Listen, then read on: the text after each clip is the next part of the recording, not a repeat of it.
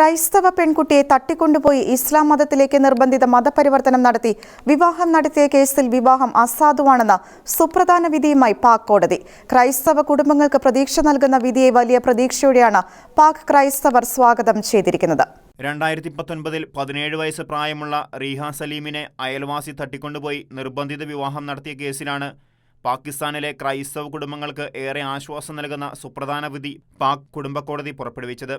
റീഹ സലീമിനെ തട്ടിക്കൊണ്ടുപോയ അയൽവാസിയിൽ നിന്ന് രക്ഷപ്പെടുവാനായി ദീർഘകാലമായി കുടുംബം ഒളിവിലായിരുന്നുവെന്ന് ഈ കേസിൽ നിയമസഹായം ലഭ്യമാക്കിയ ക്രൈസ്തവ സന്നദ്ധ സംഘടനയായ ADF ഇന്റർനാഷണൽ വ്യക്തമാക്കി.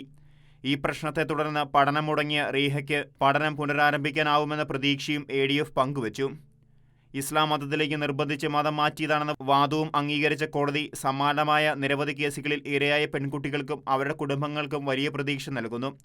ലോകത്ത് ഒരു പെൺകുട്ടിയും ഇത്തരത്തിലുള്ള നിർബന്ധിത മതപരിവർത്തനത്തിനും വിവാഹത്തിനും ഇരയാകേണ്ടി വരരുതെന്ന് IDF international Asia advocacy director Tahmina Arora പറഞ്ഞു. സമാനമായ അവസ്ഥയിലൂടെ കടന്നുപോകുന്ന പാകിസ്ഥാനിലെ ആയിരക്കണക്കിന് പെൺകുട്ടികൾക്ക് ഈ വിധി വലിയ ആശ്വാസമാണെന്നും അറോറ കൂട്ടിച്ചേർത്തു. International desk Shekinah news.